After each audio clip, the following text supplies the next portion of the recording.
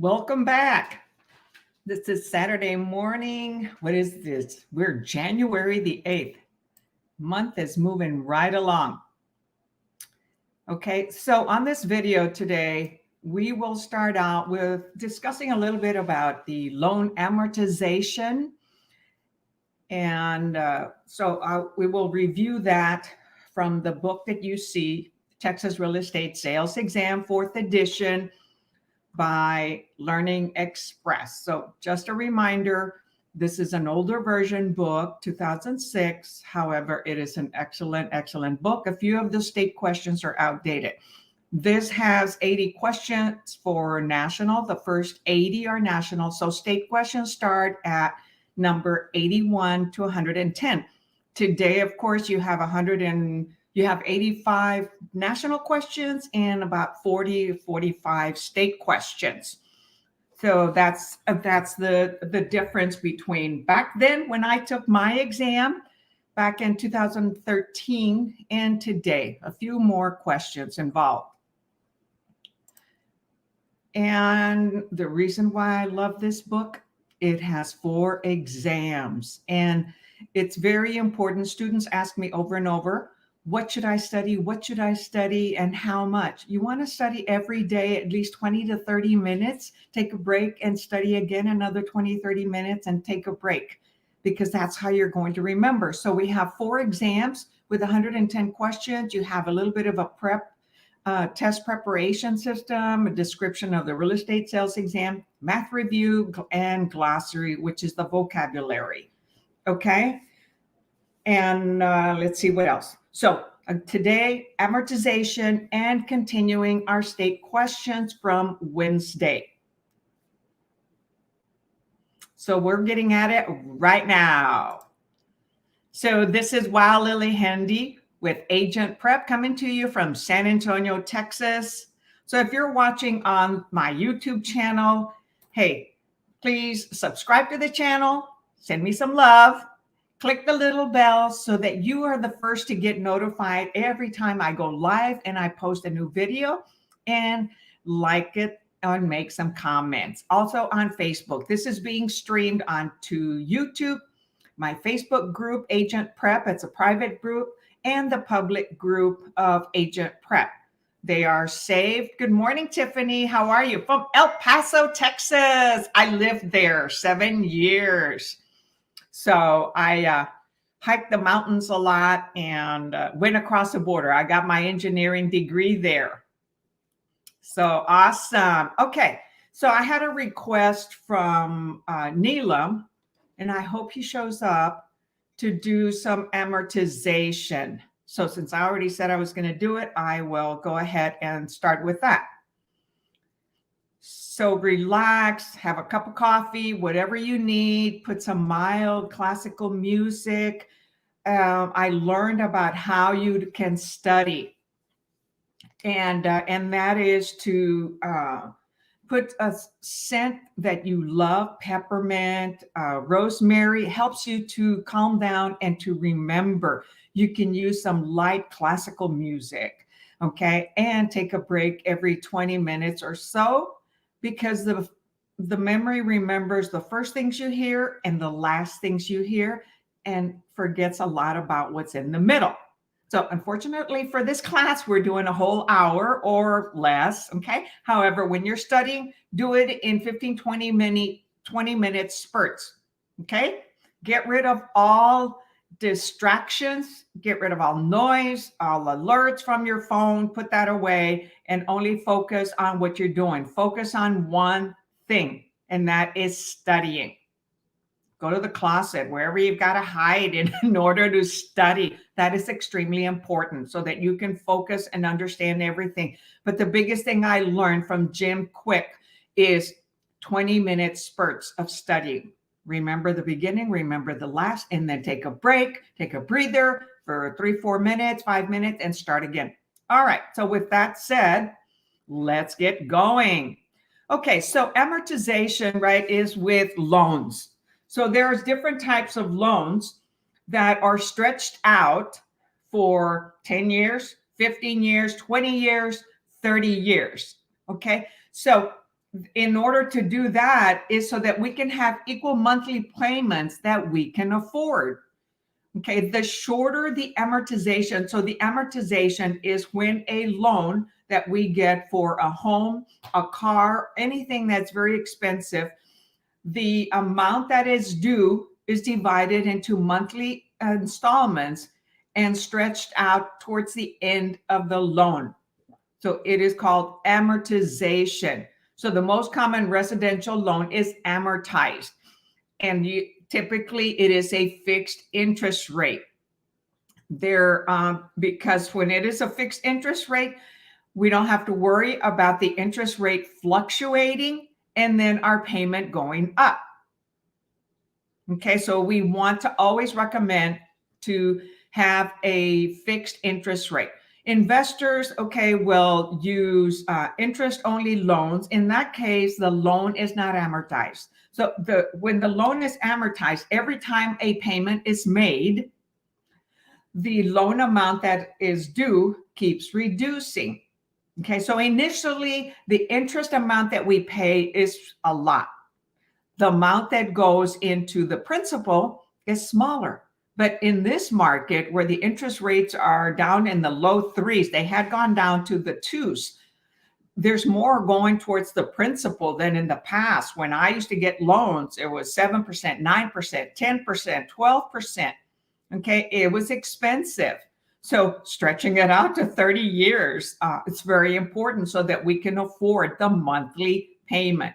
And so that's the amortization. So when we're an investor, we only get an interest loan. There is no amortization, meaning the loan is not paid down every time a monthly payment is made. It's only paying interest. So amortization, popular time periods are fixed rate loans. Fixed meaning the interest rate does not vary. And it's for 15 to 30 years.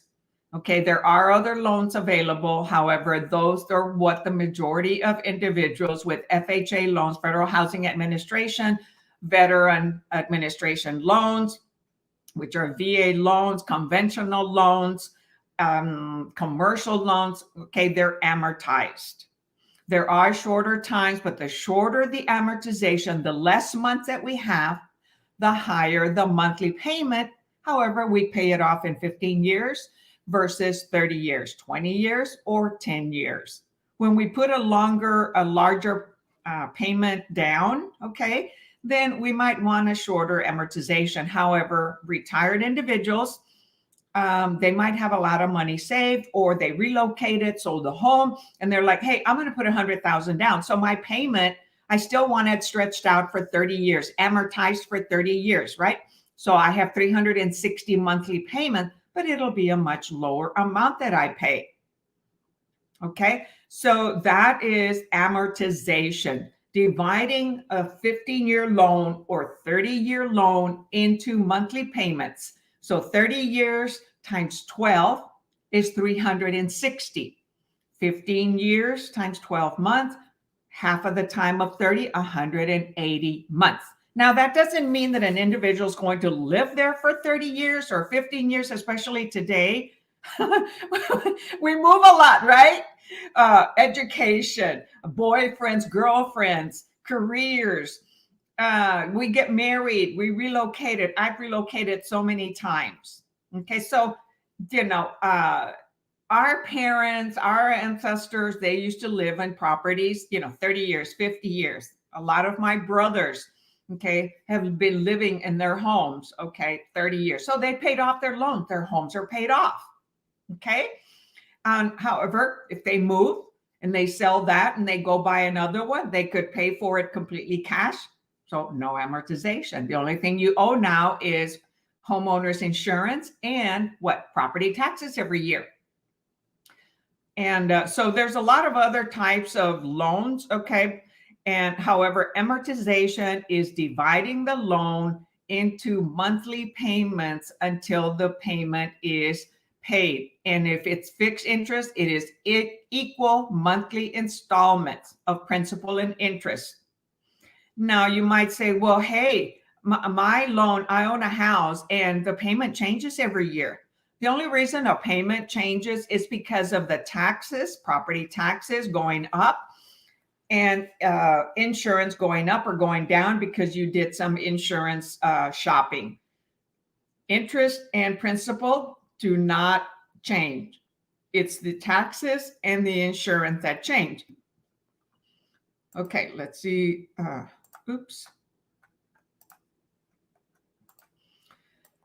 Okay, so let me see where there are some more descriptions about amortization. So remember, we have a glossary in this book. Okay, for those of you that just came on, we're in this book, Texas Real Estate Sales Exam. We've been on this book for 3 exams, okay? And we do glossary, and it's got the 4 exams. So that's where we're at right now. And we're reviewing amortization per request of one of my students. Okay, so amortization in the glossary, definitions, keywords, the method of repaying a loan or debt by making periodic installments, payments, composed of both principal and interest. When all the principal has been paid, repaid, it is considered fully amortized. Okay, it is completely paid off. The lender or the for sale by owner, okay, will provide a lien release, a release of lien, so that it is recorded. And in the recorded documents at the courthouse, at the county courthouse, it now says there is no vendor lien attached to it. It is now completely owned by the individual who bought it. Okay, now we never own something 100%. Okay, we always have to pay property taxes and insurance. The only time someone doesn't pay property taxes is a veteran that is 100% disabled. They do not, they are exempt from paying property taxes. All right, the amortization schedule. We are given an individual who gets a 30-year loan or 15-year loan, the lender will provide an amortization schedule, which shows every single month for 30 years or for 15 years or 10 years, however long that loan is. It'll show every single month. So if it's a 30-year loan, you'll have a Excel spreadsheet, okay, with 360 payments showing you how much went to the principal, how much went to the interest, and what the balance is left. And so it keeps going down every year until you get to the last payment. Okay, so it's for the lifespan of the loan.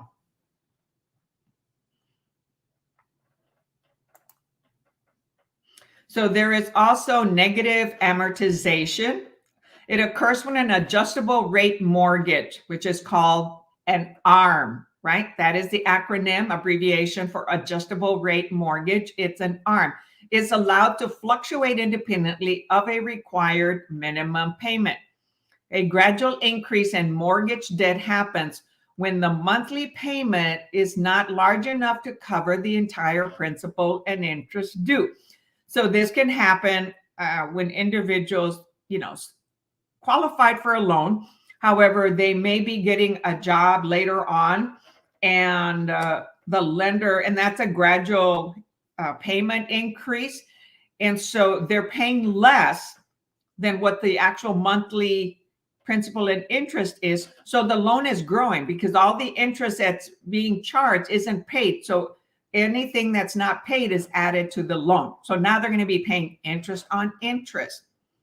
Okay, so it's not large enough to pay the entire principal and interest due. This is a negative amortization. The amount of the shortfall is added to the remaining balance to create a negative amortization because the loan is getting larger instead of getting smaller, okay, until they catch up with those interest payments.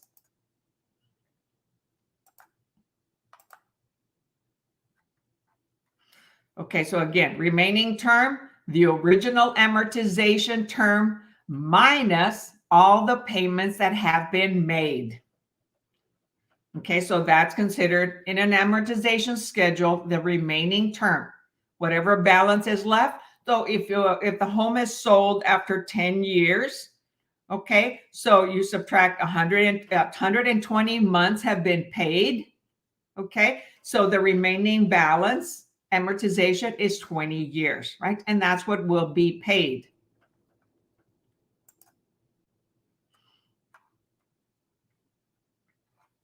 So what exam is this? Okay, so here is a question about amortization.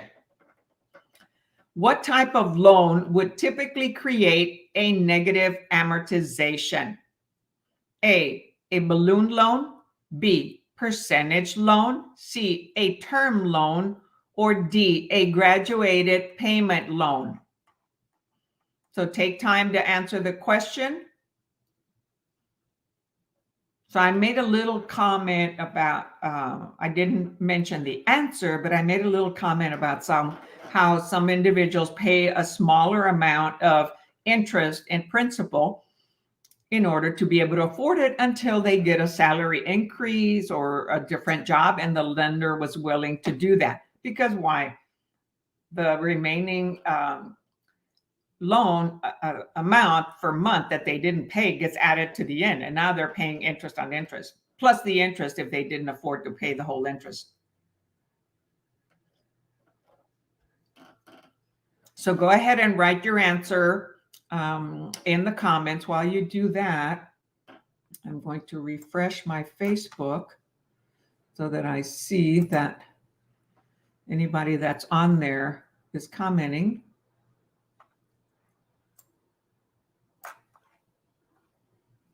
So you're going to hear a little bit of noise in the background for a moment.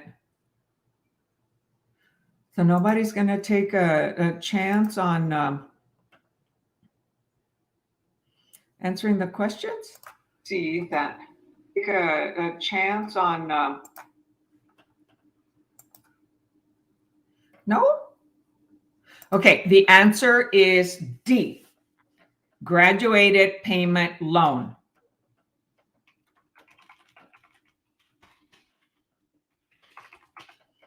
Question. Okay, so I just want to show that we're dealing with amortization, and it is on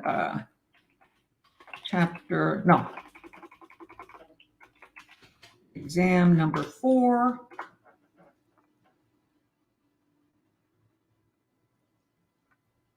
And it is question 73D, graduated payment loan.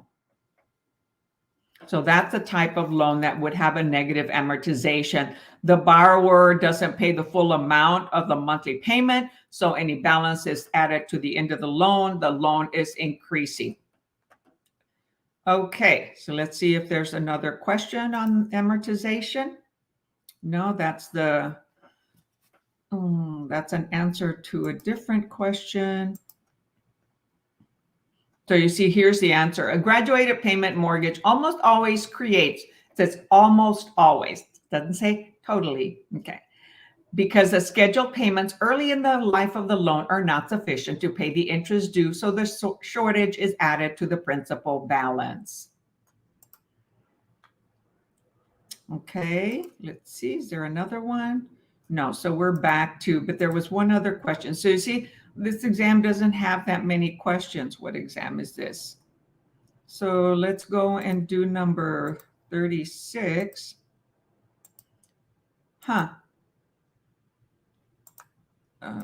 So how come it doesn't show question 36?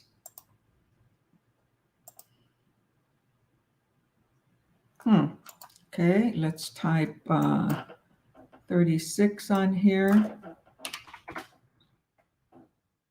If that's the answer, I don't want the answer.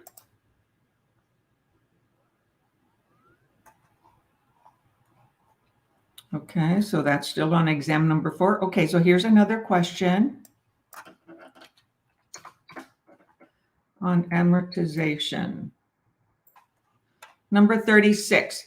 So a partially amortized loan wherein the last payment is larger than the previous payment is referred to as, so partially amortized loan wherein the last payment is larger than the previous payments is referred to as a index loan, B, balloon loan, C, a term loan, or D, a percentage loan?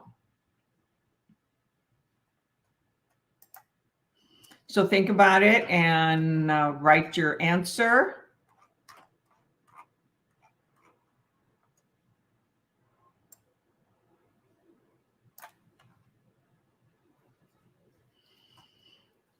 So partially amortized loan, so that means it wasn't totally paid off, wherein the last payment is larger than the previous payment.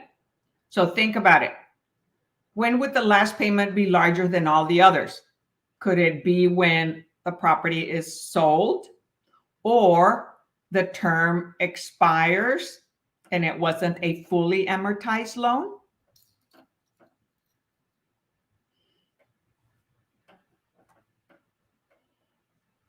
Anybody?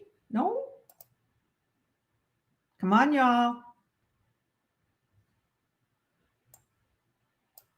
Type some answers. Oh, I better.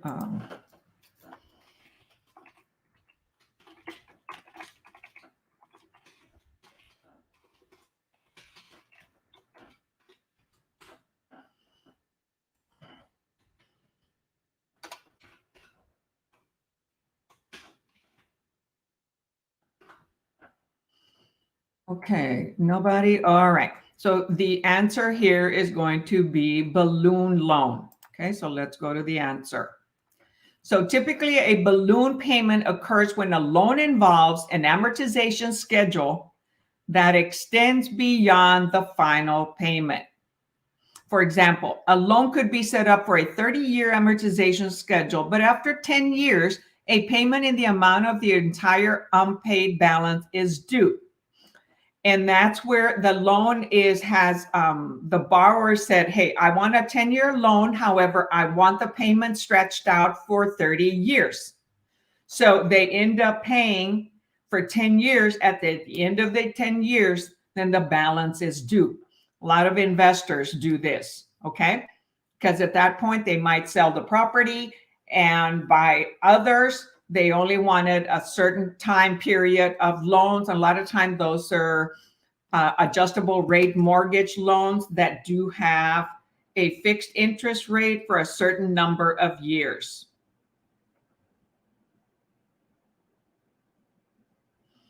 Okay, hold on, y'all. There's somebody else that wants to get into the class. A little late, but that's okay. Sometimes I am late. All right. So are y'all getting that? A little late, but that's okay. Sometimes I am. Sorry. That's on my phone.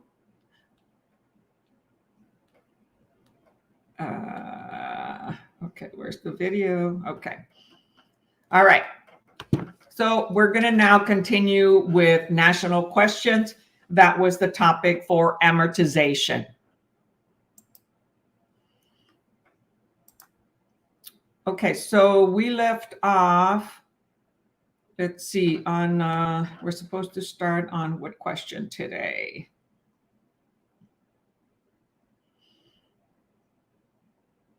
Okay, so today we're starting, continuing on with question 100 on the state exam.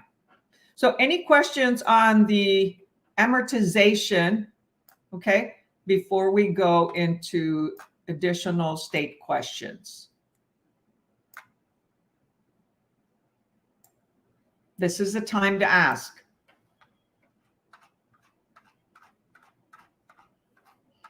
So very good, Tiffany. So I wonder what happened to Neelam. He missed the amortization.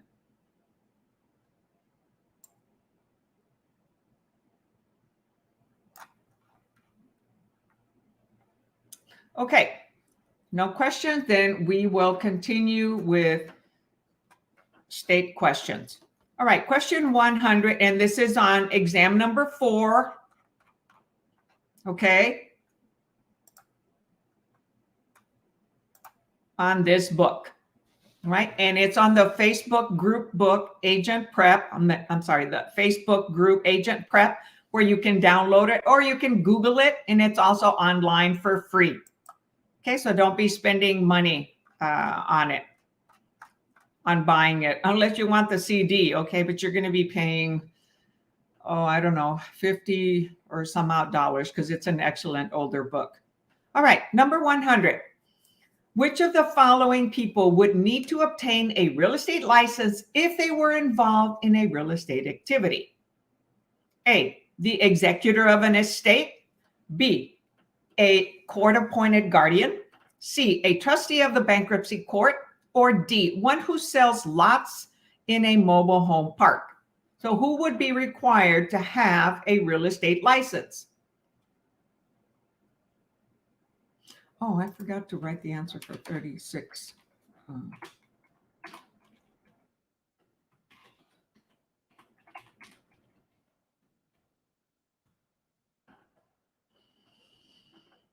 Which of the following individuals are required to have a real estate license?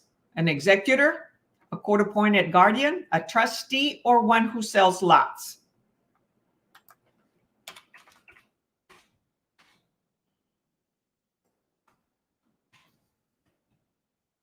And, to clarify that, I've learned that we're not the seller, right? So we don't sell the lots.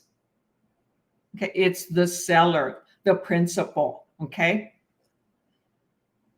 The owner. That's who actually selling. We are hired by the sellers in order to bring them in ready, willing, and able buyer so that they can sell, and to provide them with our fiduciary duties of protecting them, guiding them, educating them, referring them to attorneys, doing comparables, negotiating. There's a lot that we do for them.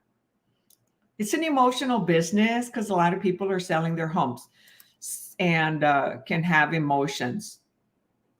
Okay, that was number 36. Sorry, I forgot to do that. So nobody's writing an answer down.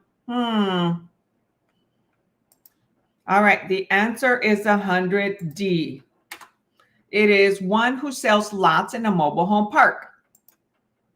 Why? Because that person is representing a seller. An executor, okay, of an estate is someone who has a will. They pass away, and there was an individual assigned to proceed with implementing their wishes. That's the executor. If there isn't an executor and it goes to court, then the judge appoints a court-appointed guardian. That's an administrator. A trustee is for a trust, a deed of trust. Whenever there's a bankruptcy or a foreclosure in the state of Texas, we have a deed of trust. That's what the mortgage is called. It's a deed of trust. Whenever there's a deed of trust, there's the trustor, the trustee, and the beneficiary. And the trustee holds on to the deed of trust in order so that if there's a default on payments from the borrower, okay, they will proceed with foreclosing or bankruptcy.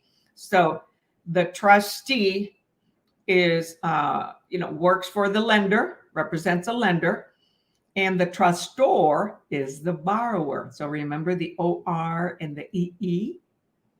Very good, Tiffany, 100D.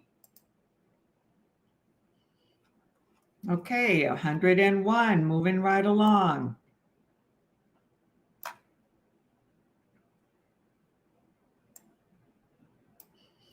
All right, 101. Any questions anywhere? Let's see here. Since I'm streaming to different places, I got to make sure I see if anybody's asking any questions. Okay, nope, no questions. All right, 101. When does an offer become a binding contract? When does an offer become a binding contract? A, when the last party has signed and the other party has been notified. B, when the signed contract has been delivered to the title company. C, when there is a meeting of the minds and earnest money tendered. Or D, when one party states verbally that the written offer is accepted. When is a offer contract become a binding contract?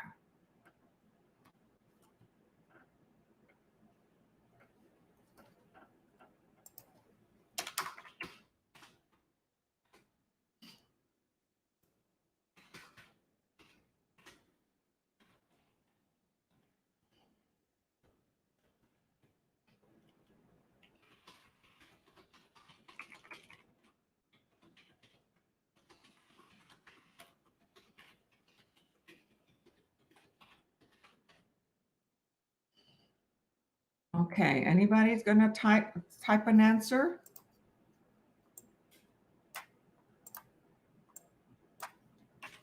Don't be shy. Come on.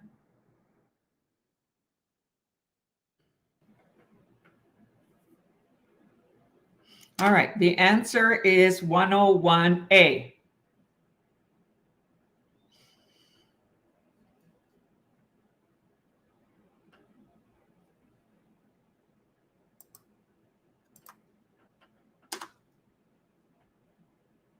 Okay, when the last party has signed, so if there are counters, so the buyer presents a contract, so the buyer agent delivers it to the seller agent, and the seller agent takes it to the seller. So you see, there's time that it takes for each step. So during that time, the buyer could back out.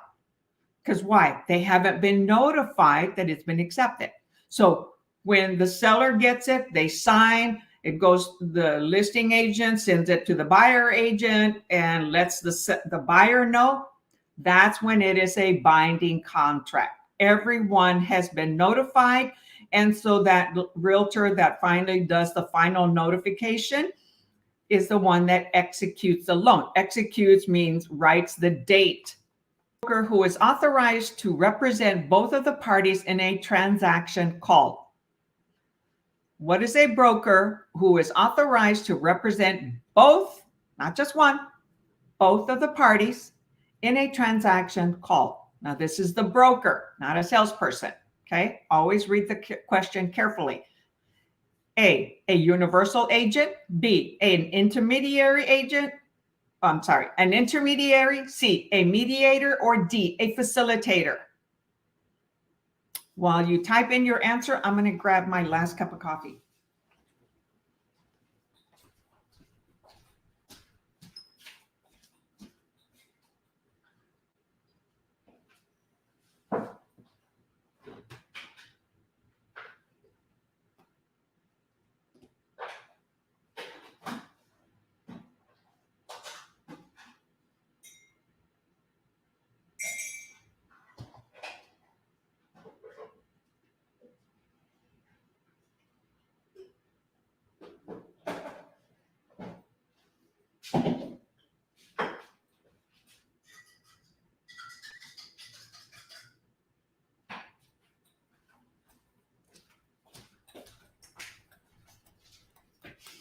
It's so nice working out of the home, right?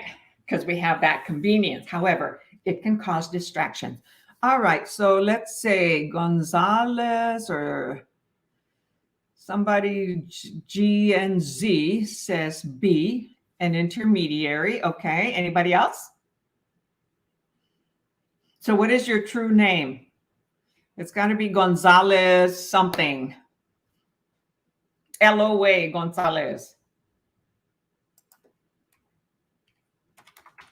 So yes, the answer is an intermediary, right? Because only a broker can be an intermediary, correct?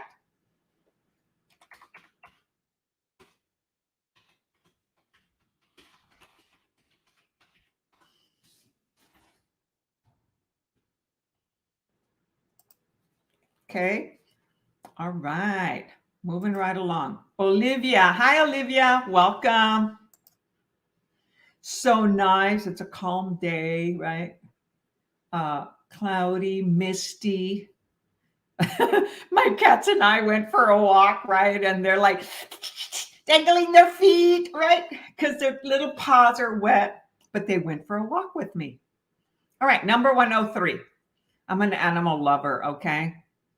as you get into these classes, you see I'm a character and I love animals and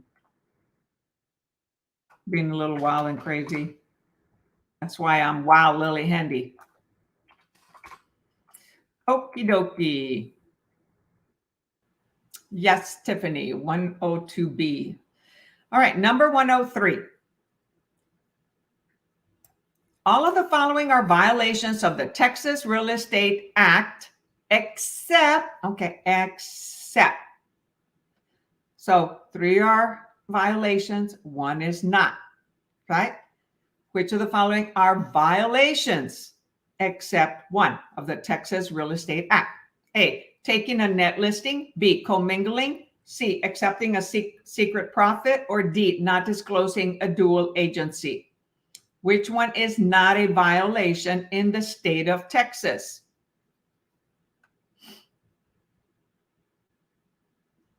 Hey, Neelam, you missed the amortization review. So you'll have to watch the beginning of the video once we're done. So I listened to your request and I did it. Okay, so 103. So which one is not a violation?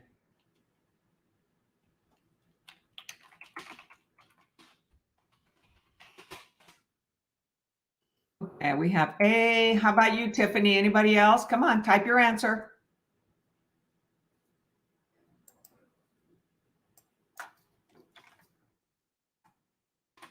Remember, in the exam, you're given, 2 minutes, but you want to take 1 minute, no more, so that you have time to go through all the questions.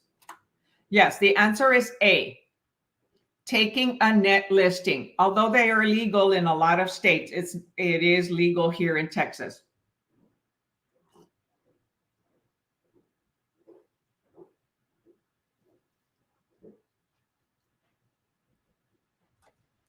Okay, 104.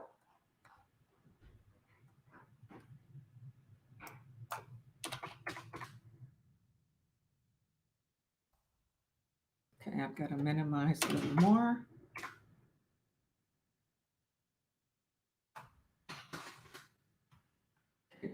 Yes.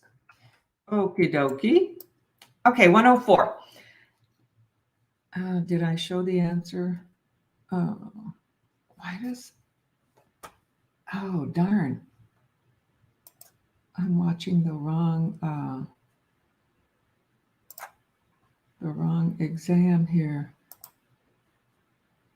Sorry, I'm looking at my AgentPrep business page, and I have the to see if anybody is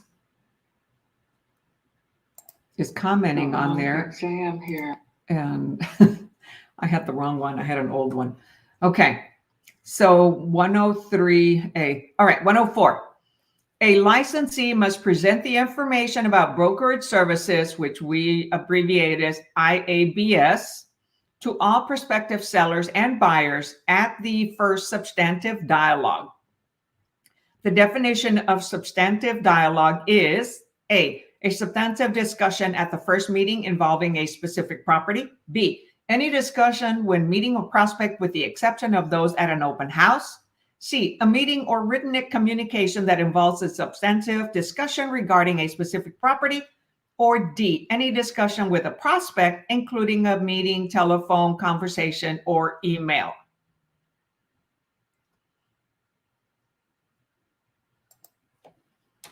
So type your answer.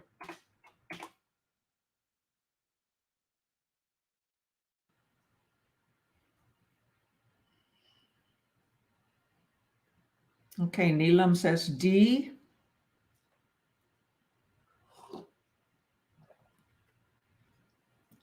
I would try again, Neelam.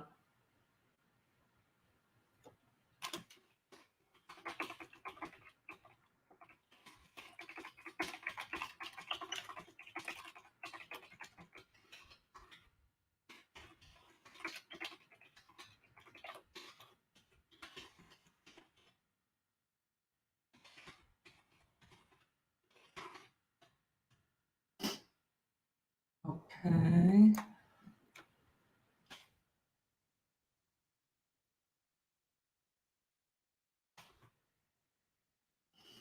Okay, now, no, it's not that. Okay, it's not A, it's not B, and it's not D, okay? The answer is C. So let's look at that answer. So C says, a meeting or written communication that involves a substantive discussion regarding a specific property.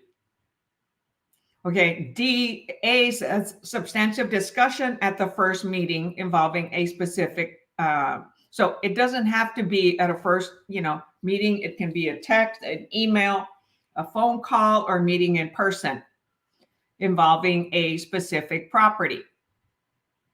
B says any discussion when meeting a prospect.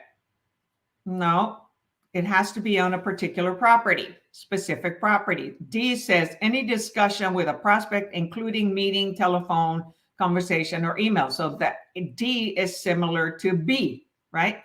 Now, A is a little bit similar to D, but doesn't include all the options. A meeting or written. So verbal or written communication is the correct answer of a specific property. Okay, specific is the word, the key word. Got it? All right, number 105.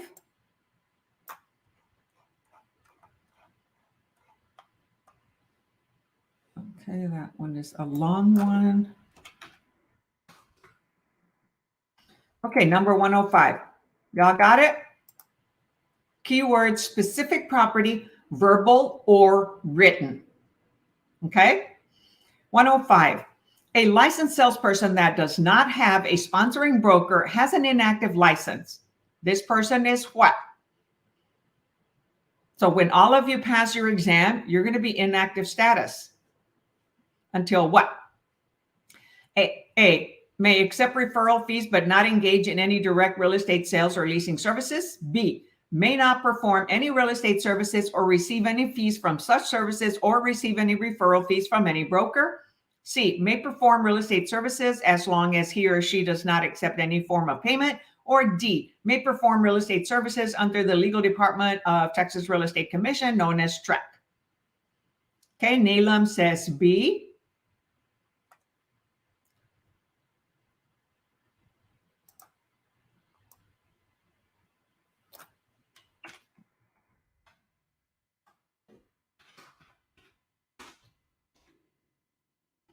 Oh, I can copy and paste. Cool.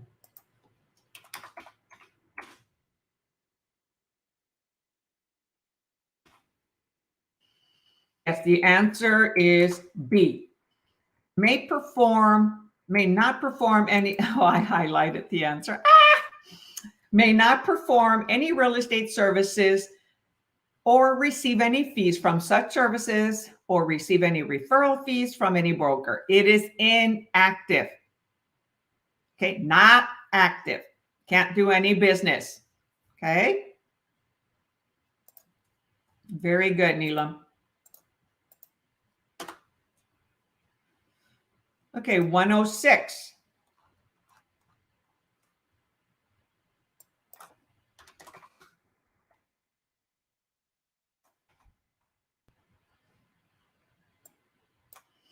What penalties would a licensee face if, while on inactive status, he or she completes a lease negotiation or sells a property?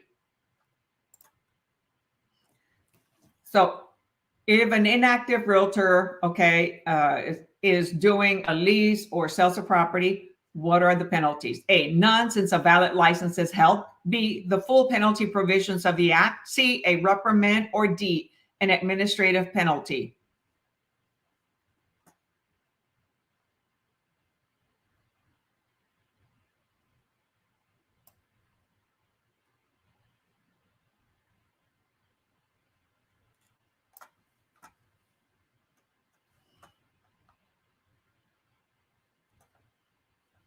Let's see. Neelam says 10 think. 10 think. Oh my gosh. What? You see, we read when before you came in, Neelam, I mentioned about how to study and what I learned from Jim Quick. And he says, take study sessions about 30 minutes, 20 minutes or so, because you're going to remember the beginning of the study session and the end. So what did I do? I remembered 106 and think. I missed out the B and the I, even though it wasn't 20 minutes, right? So it's good to study in 20-minute spurts, take a break, because things like that will happen. Yes, the full penalty provisions. Oops.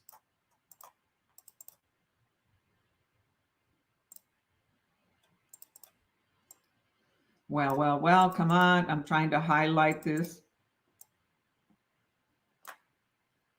Not see. So that is the answer. Very good.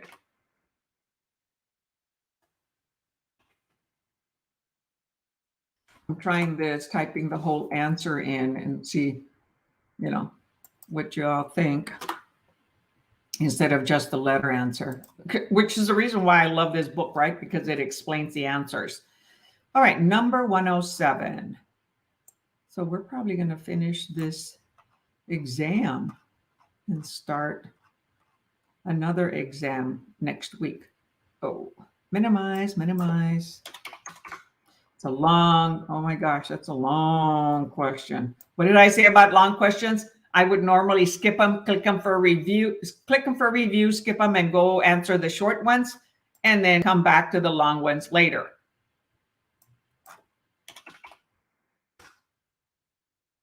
If you know that you're a slow reader like I do, then wow. Okay, you guys, it's going to be really small.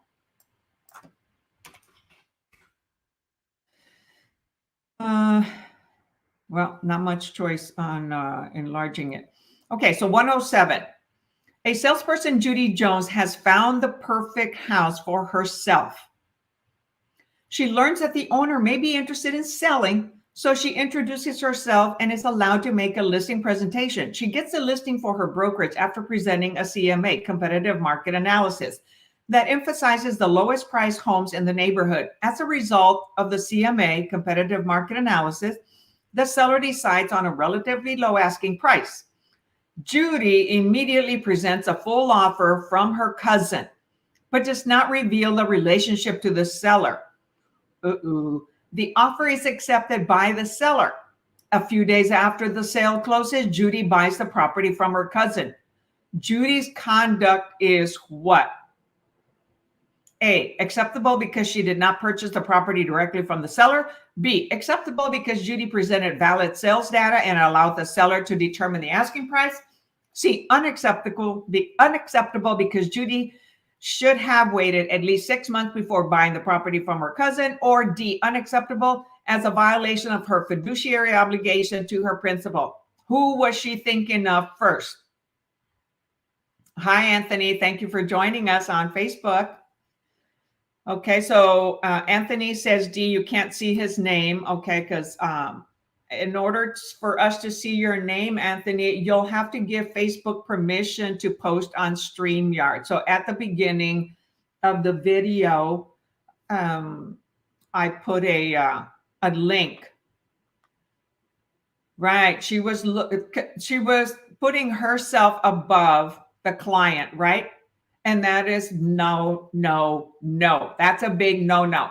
Our fiduciary responsibility, we're getting paid by the seller, okay? And a buyer, we represent, the seller also pays for that, right? The seller's listing agent. So our fiduciary duty is to the client above ours, always.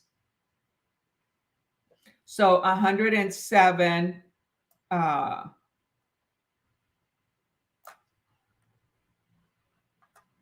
so, we cannot do that. That is illegal. Okay. because we have to disclose if we are also related to someone on the contract. Okay, there's a space that says if there's any relationship to a buyer, or if we're buying it for ourselves, we have to disclose that. 107D. Very good.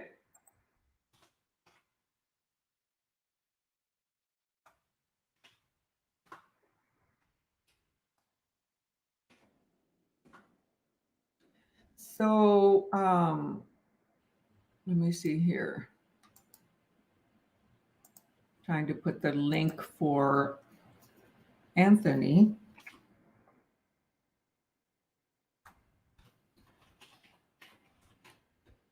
So Anthony, you can go to that link that I just posted. So the answer was 107D, unacceptable as a violation of her fiduciary obligations to her principal. Okay. And then in order to be able to see your name on StreamYard, okay, and on Facebook.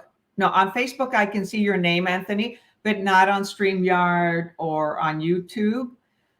Therefore, you can give StreamYard, Facebook permission to post your name, okay? Facebook is very protective of our information, of our name. Let's see, could she have bought? Yes, she could have bought the property for herself. However, what she did was she only showed the seller the low asking price sold. So if you see on this section here,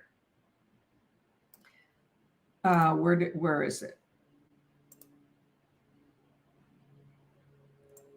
So right here, she says she gets a listing for her brokerage after presenting a CMA, competitive market analysis, which includes actives, pending, and sold, that emphasizes the lowest priced homes.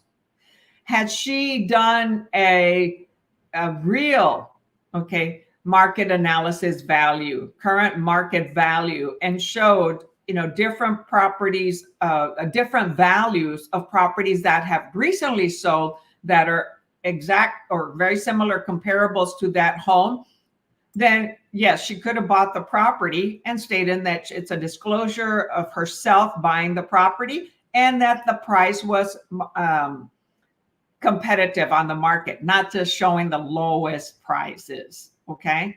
So she was thinking of herself first, then the client.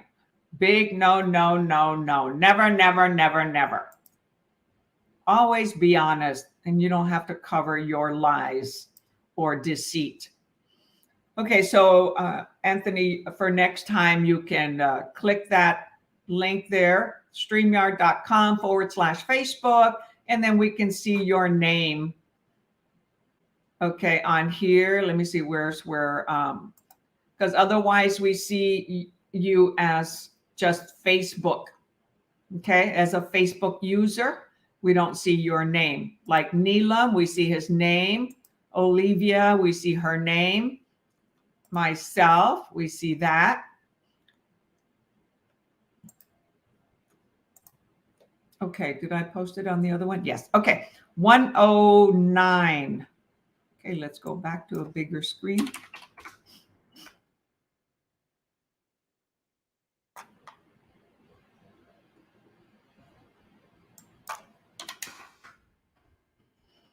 Okay, 109. Which of the following does the Texas Real Estate Commission not, okay, have the authority to do? So which one do they not have the authority to do? So 3 are correct. 1 is the actual answer that they cannot do.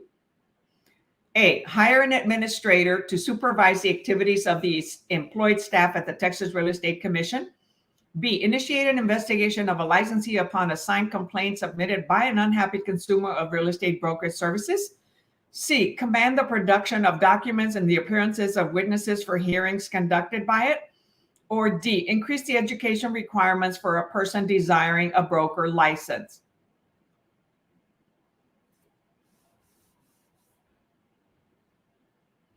So which one does the real estate commission not have the authority to do?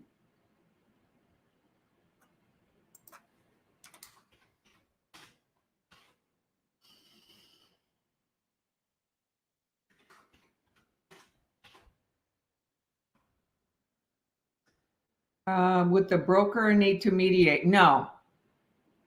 Um, oh, no. The only reason, let me see here. You asked, would the broker need to mediate? If the buyer agent is buying it herself, or no, the listing agent is buying it herself, the listing agent is representing herself, then there is no mediation. Should the buyer agent request another realtor within the same brokerage to write the offer and represent her, for a small commission? If so, then yes, it would be an intermediary. Okay. But if the realtor is representing herself, then it's not an intermediary. Okay, wait a minute. Let me think about this. Hold on.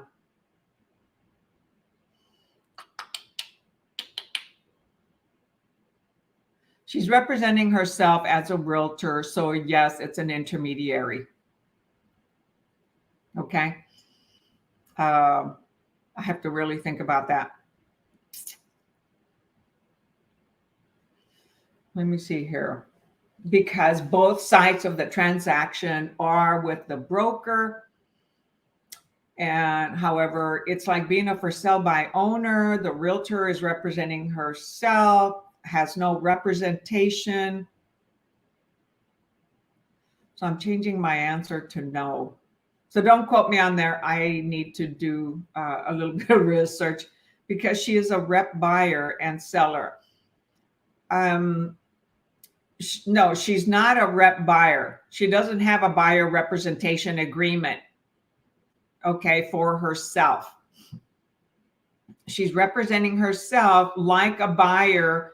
So she is like a sub agent to the seller. She's representing herself. She doesn't have a buyer representation agreement because she doesn't have another realtor representing her. But yes, that's a tricky one.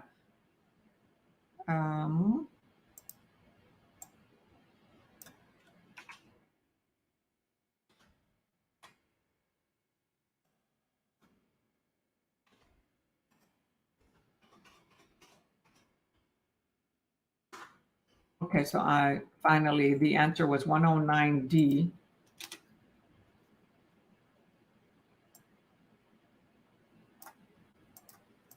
I'm typing the answer in two places, so bear with me. On Facebook and on here. Okay, number 110, last question of the day, and you can go and enjoy your day. Remember, take 20-minute breaks every 20 minutes. Understand here in the class, you're not.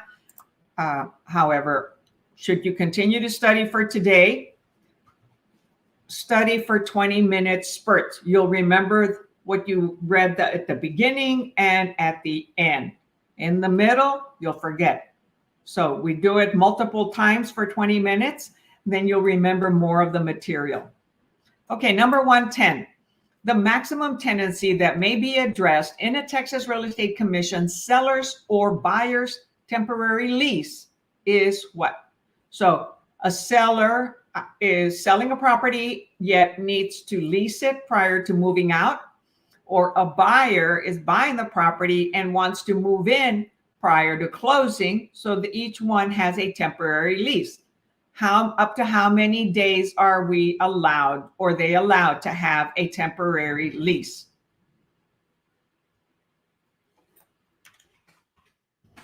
Think about this and type your answer.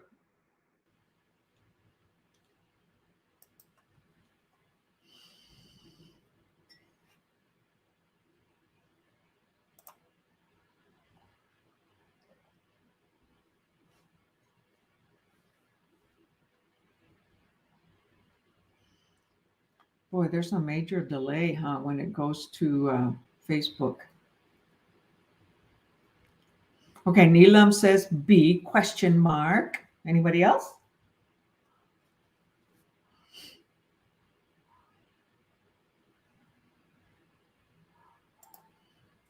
And Olivia says B. And both of you are correct. Oops.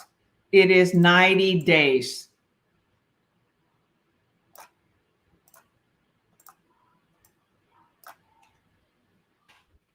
Very good, very good, very good.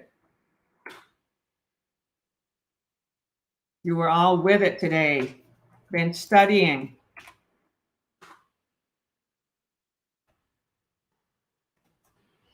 Okay, well, awesome class. Thank you so much for participating. Neelam, Olivia, and who else? Tiffany. And there were others, however, didn't participate. And so I always highly recommend that you participate by answering the question so that should you get it wrong, I'll help you understand the answer of the questions. So always remember to read the question carefully, do the questions that you can answer right away and quickly, the short questions, okay? And click the others for review. If it's taking you more than 1 minute to answer a question, skip it, go to a next one. Click it for review, come back to it later. A later question may help you answer a prior question. You're very welcome, Olivia. Thank you for attending, and thank you, Neelam. And hopefully these will help you pass. I know they will. It's helped a lot of students. There's a lot of other sources online that you can utilize for free. Another one is Prep Agent with Joe Juder. He focuses a lot more on national and vocabulary and mathematics. Thank you, Ruth. Appreciate it. Oh my gosh. I love it. Look at that. She says, you are awesome. You give the best advice. And then Nilam said, thank you very much. Okay. And Olivia, although you can't see her name, but she did tell me what her name was. So love that. Thank you. And so remember to study in 20-minute spurts every day. Should you be able to prepare for the exam. Do not cram. You're going to forget everything in between. You'll remember the beginning. You'll remember the thank you for the Valentine heart. And how come it's not showing on YouTube? I see it on Facebook. And remember that if you put certain music, classical music from the Baroque days, it has 60 beats per minute, which is similar to our heart rate. So it'll calm us down. That's why a lot of European individuals, they listen to classical music, helps you calm down to be able to focus on the material. And then take a break, okay? Drink some water, hydrate, go to the bathroom.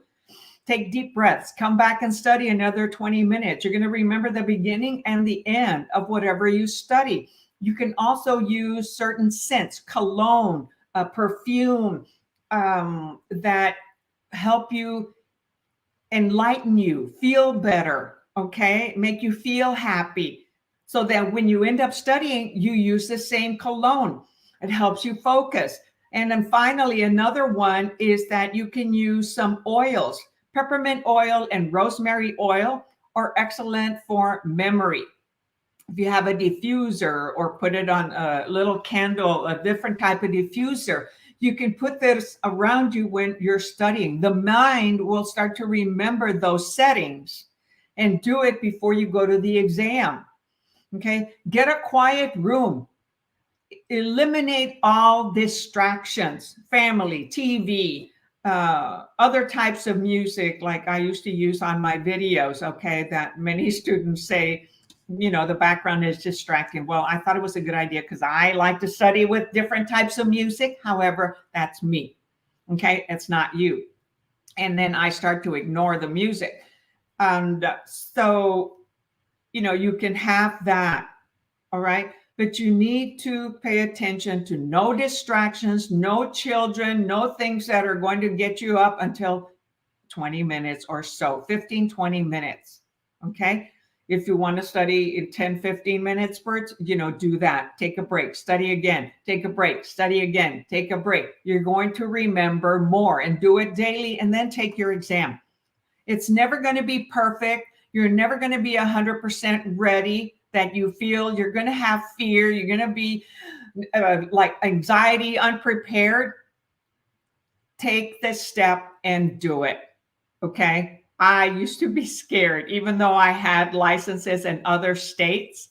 When I took it here in Texas, I was still scared. I still didn't think I knew it. And my team leader said, okay, Lillie, you're ready. You've been studying every day. Take it, take it, take it. Well, good, Neelam, no children, right? So even if you have children, go to a quiet place, go to a library, in the closet, in the bedroom, lock it up and advise them, let them know that you are studying and not to disturb you. Put your phone on airplane mode. Okay, don't be looking at texts, at alerts. Turn the phone upside down. Don't look at it. Put it in another room. If you're studying on your phone, well, then you can still put it on airplane mode and just keep reviewing what you're doing. You just won't be able to have the internet, right? Unless you have the document open. So do whatever it takes. You can listen to some videos by this man. Okay, he had a lot of an accident, of brain damage, and he is now an expert on the brain. Okay, and it's called Quick Brain, Jim Quick. I've been listening to him because my coach recommended a book called The Limitless.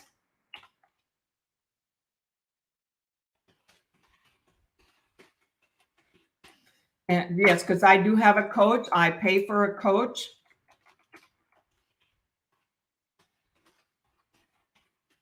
And we have a book club. And so this month we're reading Limitless. So I've been listening to the book audio and also on YouTube. This book, Limitless by Jim Quick, is also on YouTube. I highly advise it, okay, that you listen to some. He's got some short sessions. He has one on how to study, which I'll be doing a video on then to help, because as I said, I've now upgraded my YouTube channel so that I'm going to help you with mentality, mindset, things to do to start your business, and how to lead generate, and all the different things. So I'll be creating videos on that to motivate, to inspire. So whatever I'm learning, I'll be sharing with you. Whatever I already know, I'll be sharing with you on this YouTube channel, YouTube Agent Prep. So it's not just for students, it's for after you pass your exams, what comes next? Lots and lots and lots of stuff, okay? It becomes overwhelming. You are going to be overwhelmed. Don't let that stop you. And if you fail, you're not failing. You only fail when you don't get up and keep going. Failure is okay, because that's how we learn. We make mistakes, we learn. So don't be afraid to fail like I used to be. It's okay to fail. Learn how to fail and accept it and learn from it and move on and go and study. That means that you're not totally prepared. So that's how we succeed, is by continuing to do it and do it and do it. Okay? So failure is okay. It's part of life in all aspects of our life. Think about it when you were a child and you started crawling. Okay, you didn't know how to crawl, right? You were in bed. And all of a sudden, mom, dad put you on floor and you start being curious, right? And you start to crawl. And then after that, what? You want to start grabbing everything, right? Like me. And then you start grabbing a chair and you want to stand up and boom, you fall. And then you grab it again and stand up and boom, you fall. So do you think that baby failed? Nah, the baby was learning how to stand up, how to take a step. So with every failure, every fall, the child got up. So he didn't fail. He learned, right? He learned how to walk. So that's the same thing with studying. Okay? So you all have an awesome Saturday, awesome weekend. Thank you for attending the class. Remember to subscribe to my YouTube channel, YouTube Agent Prep, so YouTube gets to advertise it more and we grow the channel to attract more people to learn, to be inspired, motivated, to pass the exams. Click the little bell so that you get notified, okay, immediately as I post something or go live, and then like the video, write some comments, okay, participate. Let's help each other. Because if not us, then who? If we don't help each other now, then when? Okay, until next time, catch you later.